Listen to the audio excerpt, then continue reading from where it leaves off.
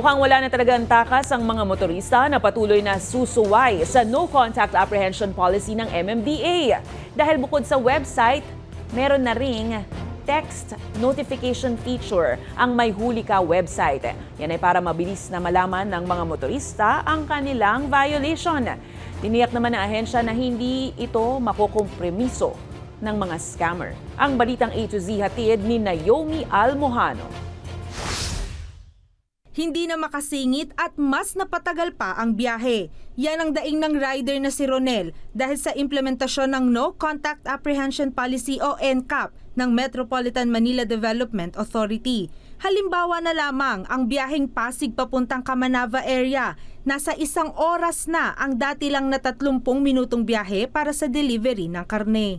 May mga daan na maluwag naman tapos hindi ka makasingit sa gilid or sa ibang lane kasi matitikitan ka.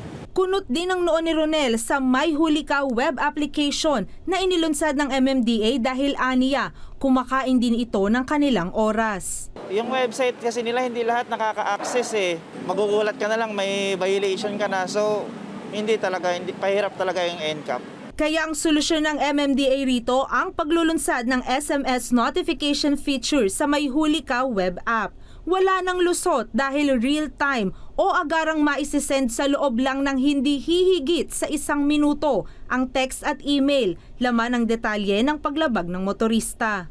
As soon as i-confirm po noong validator po natin na indeed nagkaroon ng traffic violation, pag-confirm po niya ay makaka-receive na po ng text. Aniya, convenient ang bagong feature na ito dahil kahit walang internet o mobile data, manonotify agad ang motorista at magkakaroon ng sapat na oras para i-contest ang kanilang record.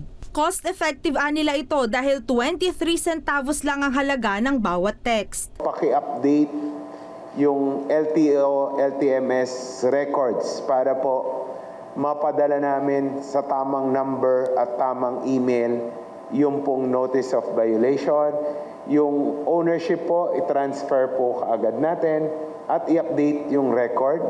Tiniyak naman ng ahensya na secured mula sa kahit anong banta ng scammer o mga abuso ng platform ang SMS notification feature.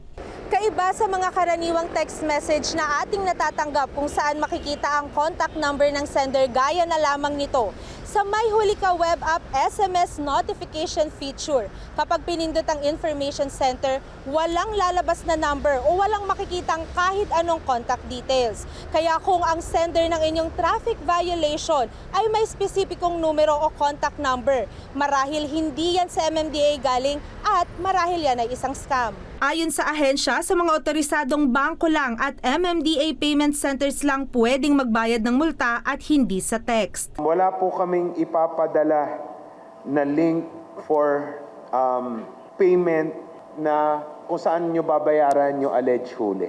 Applicable pa lang ang SMS notification feature sa mga mahuhuli ng CCTV cameras na merong artificial intelligence o AI system. Sa kasalukuyan, tinatrabaho na rin ng ahensya ang iba pang bagong feature, gaya na lamang ng e-contest na layong hamunin ang NCAP violation, user or fleet management at evidence viewing. Para sa balitang A to Z, Naomi Almojano.